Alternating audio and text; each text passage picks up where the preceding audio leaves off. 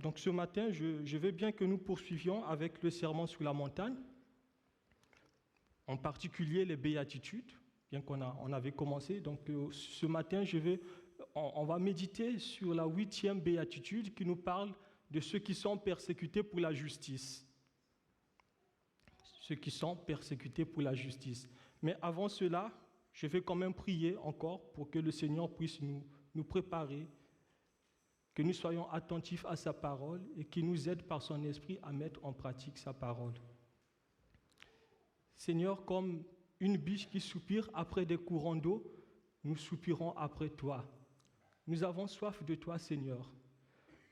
Nous voulons mettre pause, faire un silence dans nos cœurs afin que nous puissions t'entendre, nous puissions comprendre ce que tu veux nous enseigner, ce que tu veux nous communiquer ce matin. Et par-dessus tout, Seigneur, nous ne voulons pas être des auditeurs oublieux, mais nous voulons être ceux-là qui mettront en pratique ta parole, ceux qui vivront comme toi, Seigneur.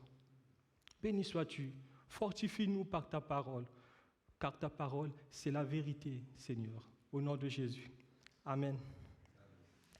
Voilà, un petit zoom sur les béatitudes. Les béatitudes nous rappellent en quelque sorte que Dieu, dans sa bonté, nous veut heureux. Dieu ne veut pas nous priver de sa joie, il ne veut pas nous priver du bonheur. Au contraire, Dieu veut nous donner de la joie et il est dit que Dieu il veut nous donner une joie en abondance. Dieu nous veut heureux. C'est d'ailleurs pour cette raison que Dieu a envoyé son Fils unique, Jésus-Christ, pour nous faire passer des ténèbres à son admirable lumière, changer notre tristesse en joie. Jésus est venu dans le monde pour annoncer la bonne nouvelle aux pauvres, aux aveugles le recouvrement de la vue, guérir ceux qui ont le cœur brisé. Et tout au long de cette étude, ce que nous avons déjà étudié dans cette section qui nous parle des béatitudes, nous avons dit que les béatitudes n'ont de sens que dans la foi en Jésus-Christ. C'est parce que Jésus est venu dans le monde, c'est parce que le royaume de Dieu s'est approché de nous en la personne de Jésus-Christ que nous pouvons s'estimer heureux. En dehors de cela, les pauvres ne seront pas heureux. Ceux qui pleurent ne seront pas heureux. Ils sont heureux justement parce que Jésus est venu pour eux. Jésus est venu inaugurer le royaume. Le royaume qui est annoncé d'avance par les prophètes. Quand on regarde dans l'Ancien Testament, les prophètes annoncent que le royaume va venir, que le Messie, le roi va arriver. Et Jésus, il vient déjà pour inaugurer le royaume. Jésus, il n'est pas venu pour nous maudire. C'est ce que nous avons vu dans les béatitudes. Au contraire, Jésus est venu pour nous bénir. C'est même ça le sens du mot béatitude, qui veut dire bénédiction, heureux, bienheureux. Donc, on a aussi dit dans les béatitudes que les béatitudes que nous avons étudiées et la dernière béatitude que nous étudions aujourd'hui ne sont pas des conditions à remplir pour entrer dans le royaume de Dieu. Ce n'est pas ce que nous devons faire pour être sauvés. Les béatitudes décrivent en quelque sorte le portrait du disciple, celui qui est disciple de Jésus-Christ. Il est comment? Ils décrivent les caractéristiques du disciple de Jésus. Dans la première béatitude, nous avons vu que le disciple de Jésus, il est avant tout un pauvre en esprit. Il dépend du Seigneur, il dépend de Dieu. Dans l'Ancienne Alliance, les pauvres de l'Éternel, ce sont ceux qui s'attendent à Dieu, qui se remettent à sa bienveillance. Le disciple de Jésus, il dépend du Seigneur pour son salut, mais également pour continuer à marcher avec le Seigneur. Ça, c'était la première béatitude. Dans la deuxième béatitude, nous avons vu que le disciple de Jésus est celui qui ne s'endurcit pas devant le péché, devant le mal. Il pleure, comme cette femme de mauvaise vie qui pleure pour sa vie ratée, de se savoir séparée de Dieu et qui vient devant Jésus. Et Jésus lui dit, tes péchés te sont pardonnés. Le disciple de Jésus, il est humble, il n'est pas orgueilleux, il est humble, il est doux. Il a faim et soif de la justice. Il veut plaire, obéir à son Seigneur.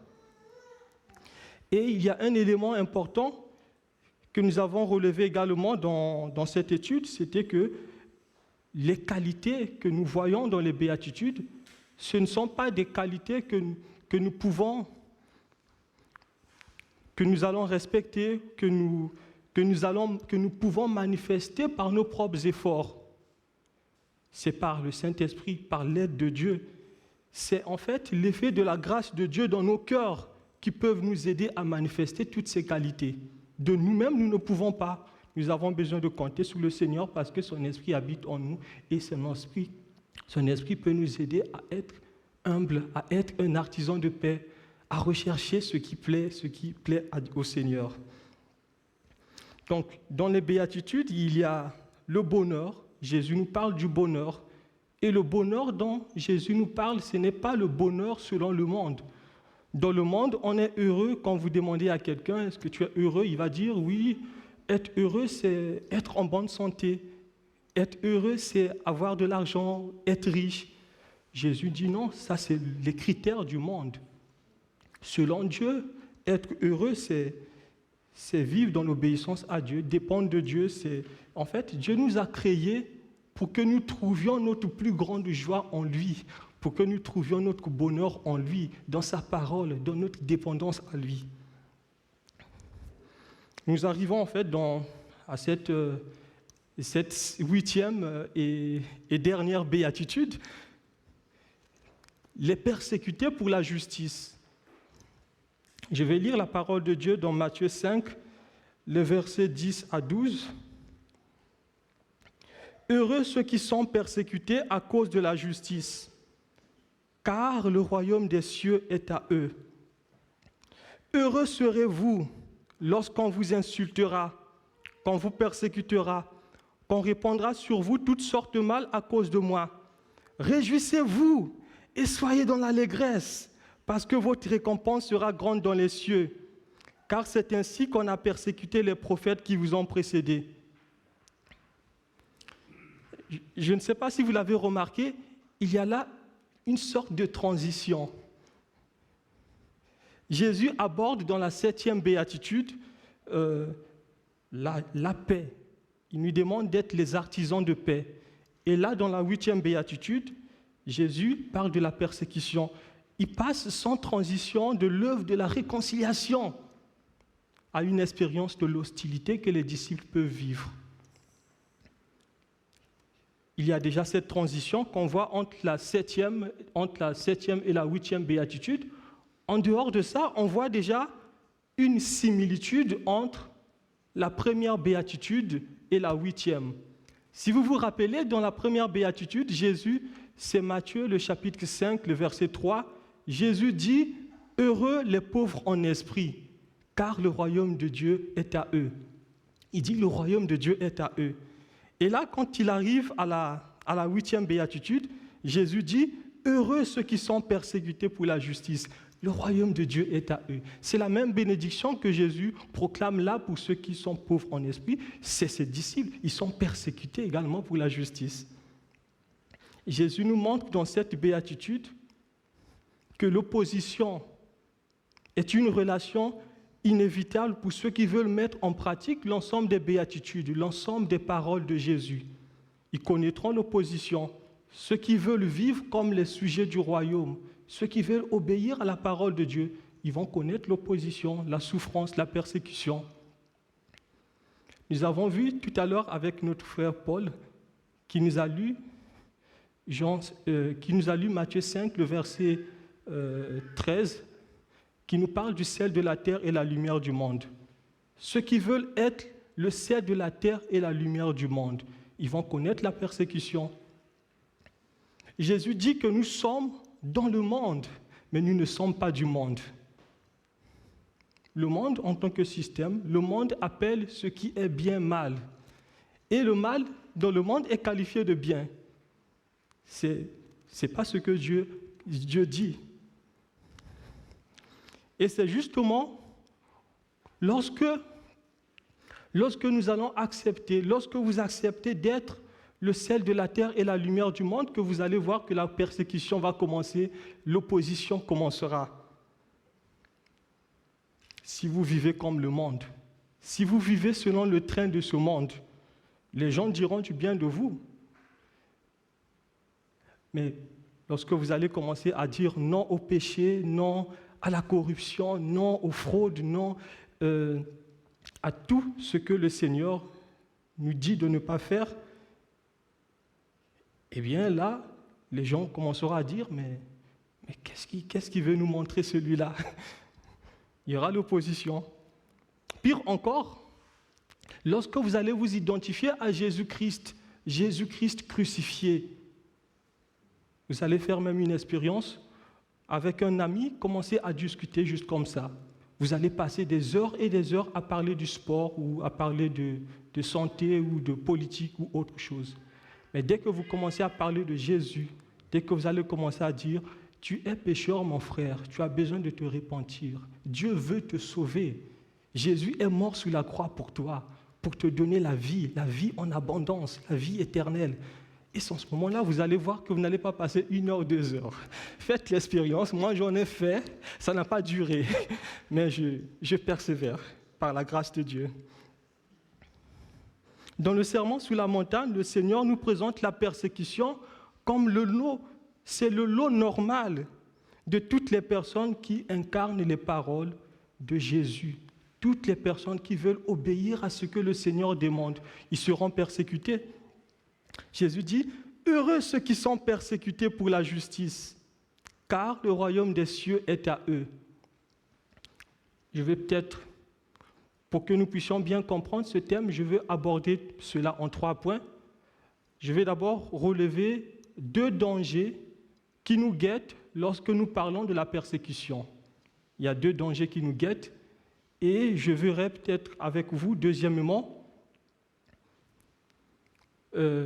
sur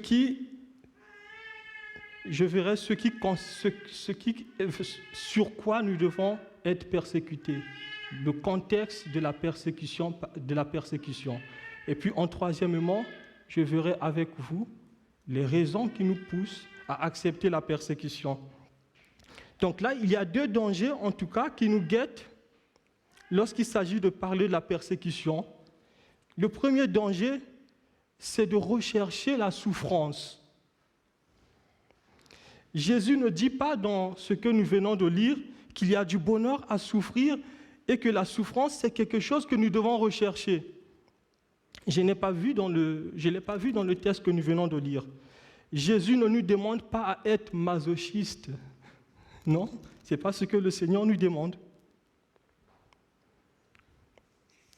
D'ailleurs, le disciple de Jésus, lorsqu'il passe par la souffrance, Dieu peut permettre en fait aux disciples de Jésus de passer par la souffrance, d'être persécutés. Mais il va justement se remettre au Seigneur, compter sur sa grâce, compter sur sa bienveillance. Dans Matthieu 26, 42, le Seigneur lui-même, lorsqu'il était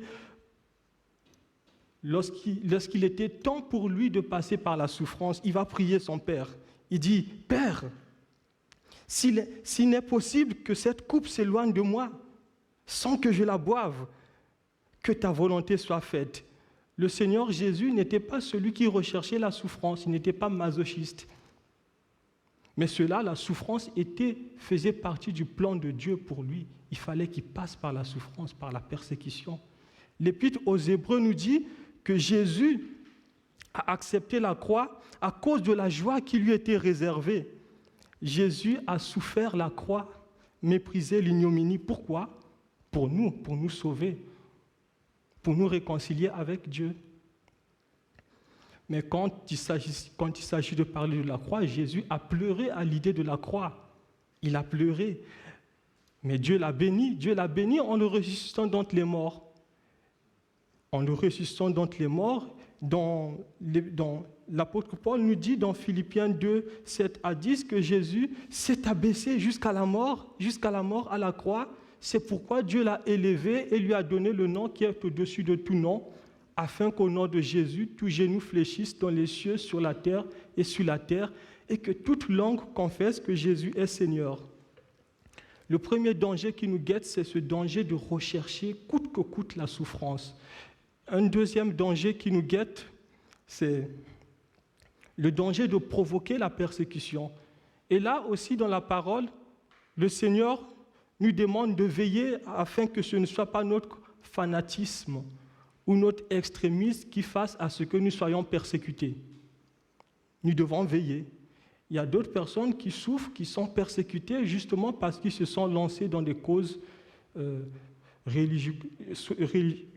politico-religieuses ou d'autres causes, des politiques, des manifestations. Ils souffrent, d'autres souffrent à cause de cela. Il y a d'autres qui souffrent encore pour des mauvaises raisons. L'apôtre Pierre, il nous donne un encouragement dans 1 Pierre, le chapitre 4, le verset 14 à 16. Il dit, « Si vous êtes outragés pour le nom de Christ, vous êtes heureux, parce que l'Esprit de gloire, l'Esprit de Dieu repose sur vous. Que nul de vous, en effet, ne souffre comme meurtrier ou voleur ou malfaiteur, ou comme s'ingérant dans les affaires d'autrui. Mais si quelqu'un souffre comme chrétien, qui n'en ait point honte, plutôt, qui glorifie Dieu à cause de ce nom. » On peut souffrir pour des mauvaises raisons, comme ce que j'ai relevé.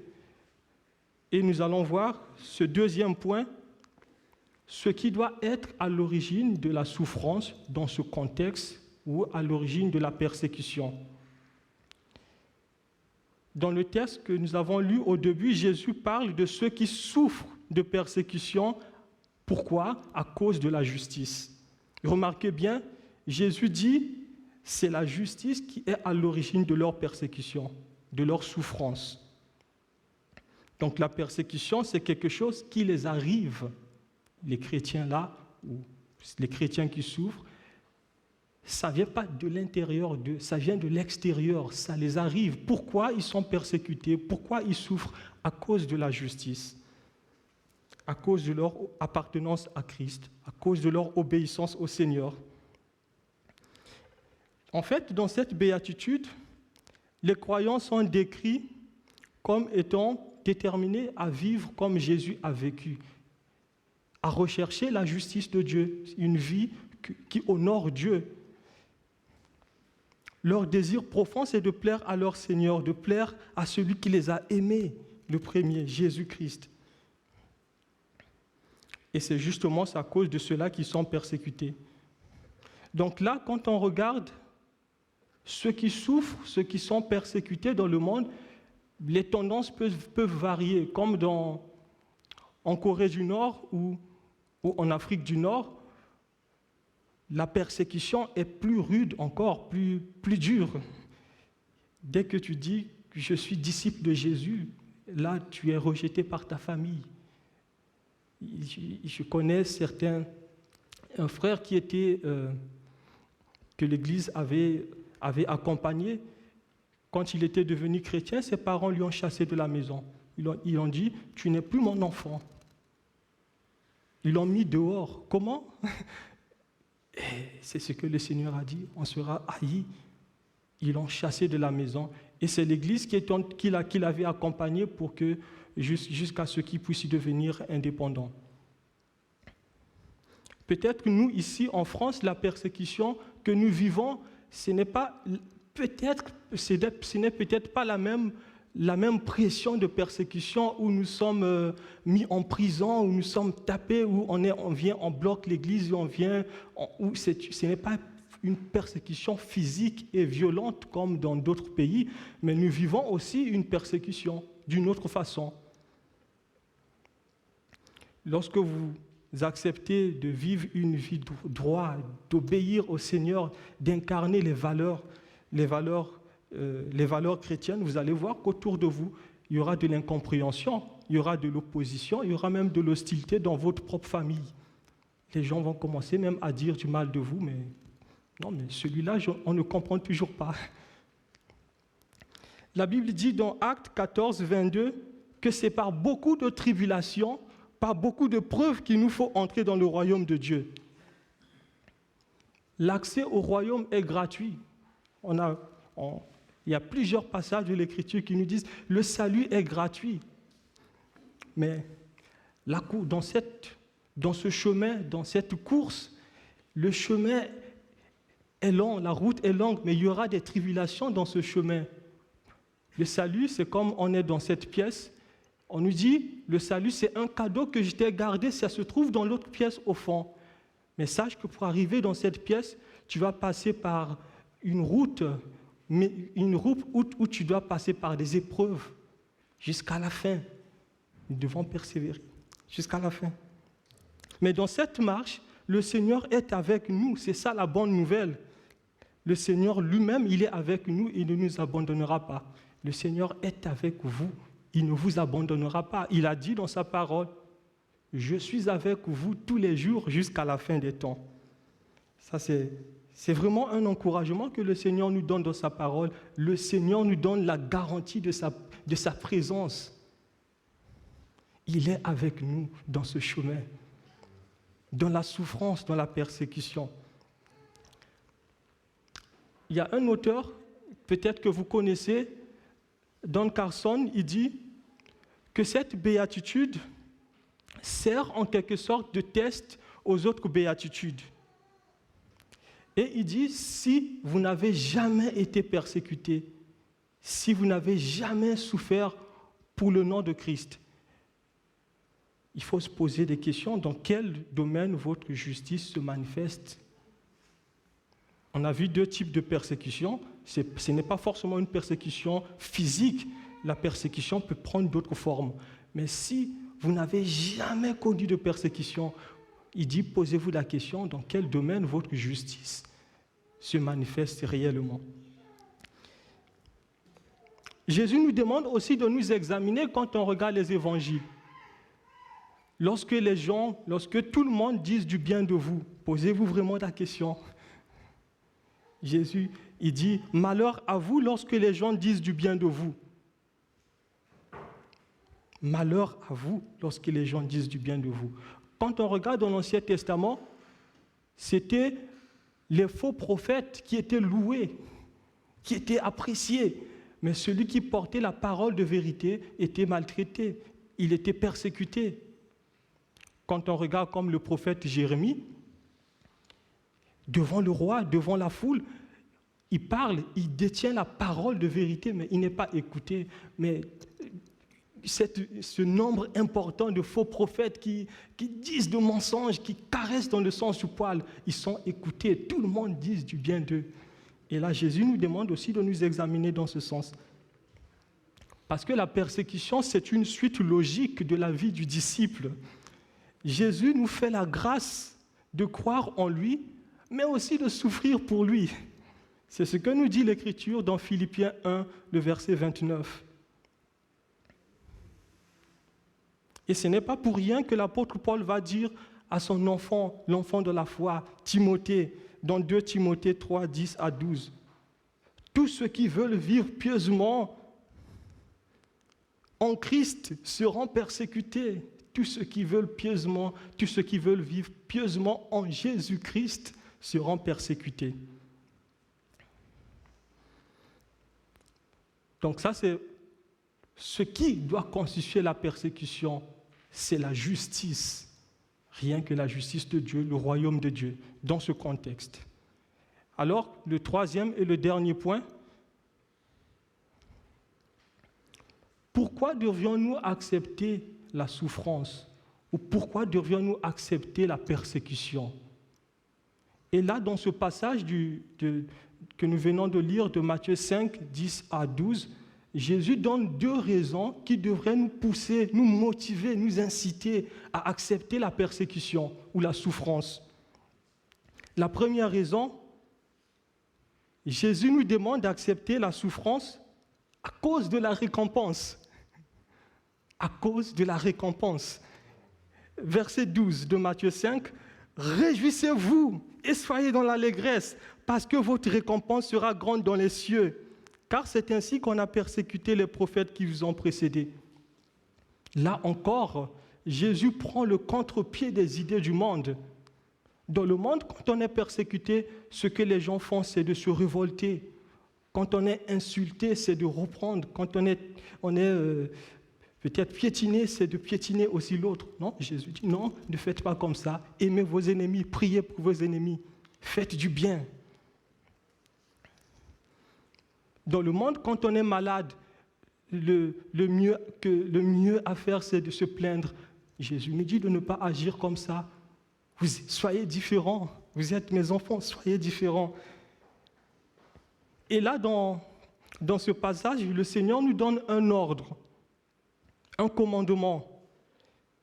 Jésus ne veut pas que nous sombrions dans la tristesse lorsque nous sommes persécutés. Jésus ne veut pas que nous sombrions dans la tristesse lorsque nous souffrons. Il veut au contraire que nous ayons une autre attitude, un autre comportement. C'est quoi ce comportement? C'est la joie. Il nous demande de bondir de joie. Lorsque nous souffrons, lorsque nous sommes persécutés, nous devons bondir de joie. Le sermon sur la montagne se trouve aussi dans l'évangile selon Luc. Donc là, c'est vrai qu'on se concentre plus sur Matthieu, mais on le retrouve aussi dans l'évangile selon Luc. Mais je vais lire Luc 6, 22 à 23. « Heureux êtes-vous lorsque les gens vous haïssent, lorsqu'ils vous rejettent, qu'ils insultent et proscrivent votre nom comme infâme, à cause du Fils de l'homme. Réjouissez-vous ce jour-là et bondissez de joie, car voici votre récompense est grande dans le ciel. C'est en effet de la même manière que leur père traitait les prophètes. » Le Seigneur nous demande de bondir de joie lorsque nous sommes persécutés. Rappelez-vous de l'apôtre Pierre, celui que vous connaissez, qui est tout le temps tout chaud, tout bouillant. À quel moment l'apôtre Pierre était heureux?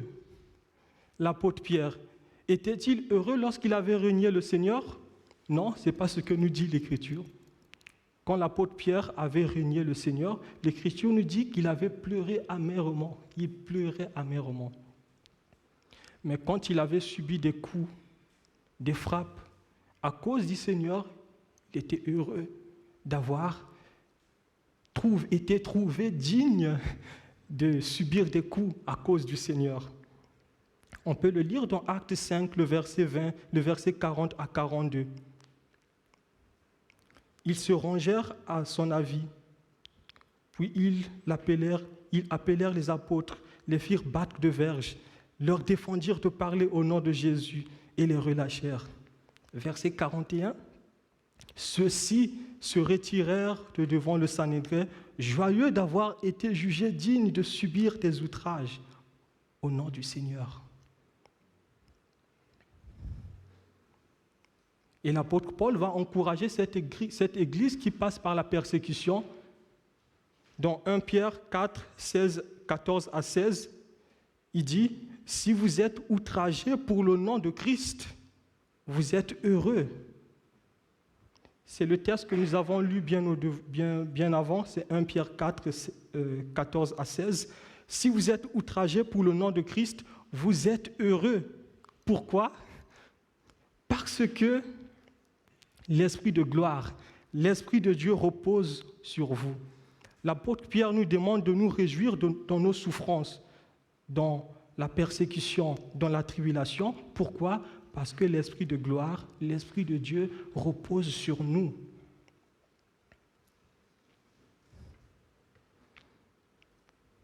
Réjouissez-vous et soyez dans l'allégresse, parce que votre récompense sera grande dans les cieux. Votre récompense sera grande dans les cieux. Voilà la raison qui devrait nous pousser à bondir de joie, à nous réjouir lorsque nous souffrons, à nous réjouir dans la tribulation, dans l'épreuve. Bondir de joie, à cause de la récompense que le Seigneur nous réserve dans les cieux. Et là, dans ce passage, le Seigneur nous demande en fait de fixer nos regards vers la rémunération. Fixez nos regards sur la rémunération.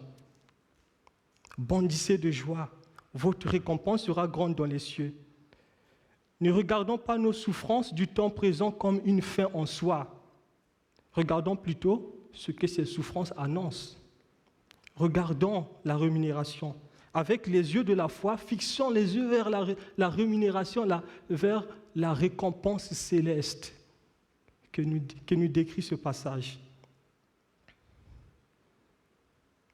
Ne regardons pas ce qui est temporaire et passagère, parce que la souffrance, la persécution, c'est pour un temps, c'est temporaire et passagère. Mais la rémunération, la récompense que nous aurons, c'est une récompense qui est céleste. Et la Bible nous dit que les souffrances que nous pouvons traverser dans ce monde ne peuvent pas être comparées à la gloire que le Seigneur nous réserve dans les cieux.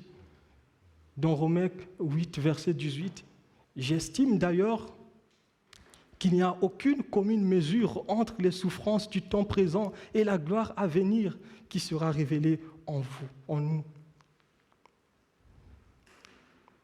En degré, en comparaison, il n'y a pas de commune mesure. Et l'apôtre Paul dit justement dans 2 Corinthiens 4, 17 à 18, « C'est pourquoi nous ne perdons pas courage. Et lors même notre homme extérieur se détruit, notre homme intérieur se renouvelle de jour en jour, car nos légères afflictions du moment présent produisent pour nous, au-delà de toute mesure, un poids éternel de gloire. Parce que nous regardons non point aux choses visibles, mais aux choses invisibles. Les choses visibles sont passagères, mais les invisibles sont éternelles. »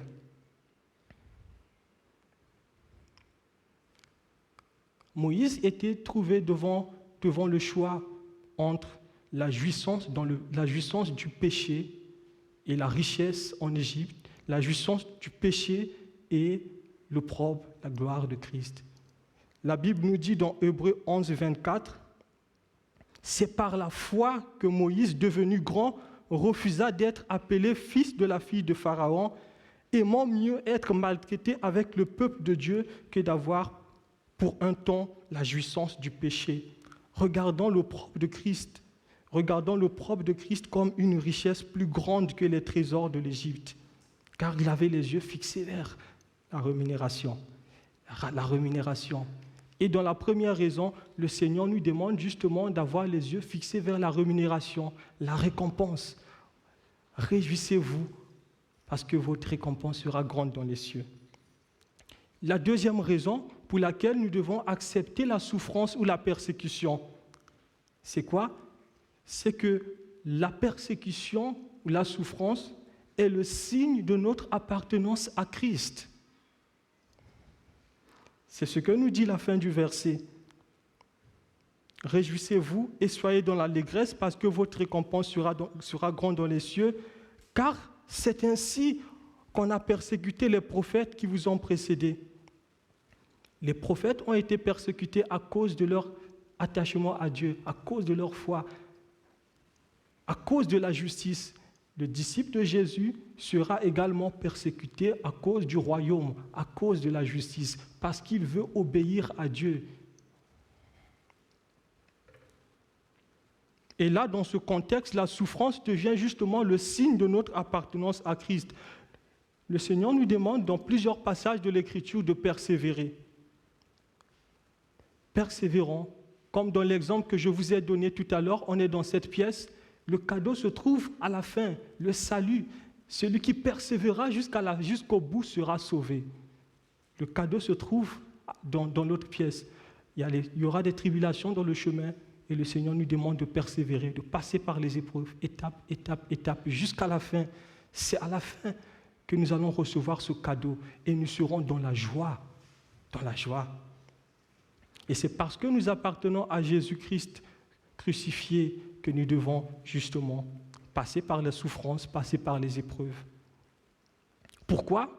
Parce que Jésus lui-même aussi a été persécuté. Il est passé par là. Il dit dans Jean 15, 20 à 21, « Si le monde vous hait, sachez qu'il m'a haï avant vous. Si vous étiez du monde, le monde aimerait ce qui est à lui. Mais parce que vous n'êtes pas du monde et que je vous ai choisi du milieu du monde, à cause de cela, le monde vous hait.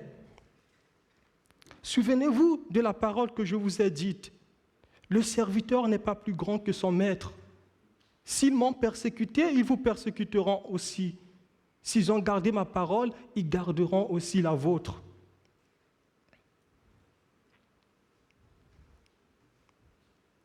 Écoutons cet dernier encouragement, ce dernier texte que je vais lire.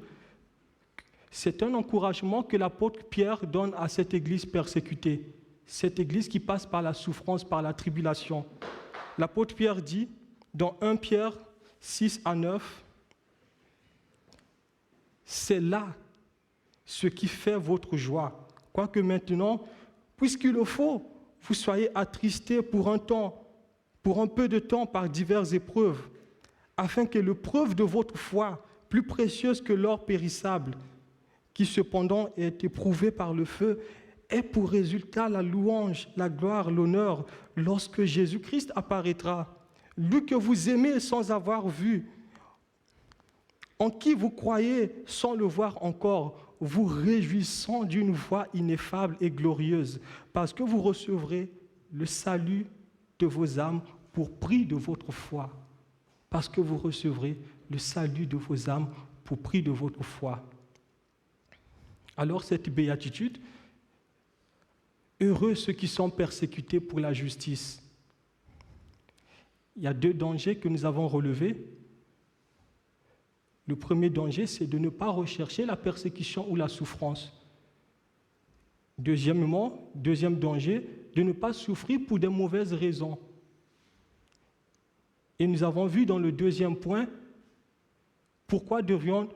ce sur quoi nous devrons souffrir, c'est pour le royaume, pour la justice de Dieu.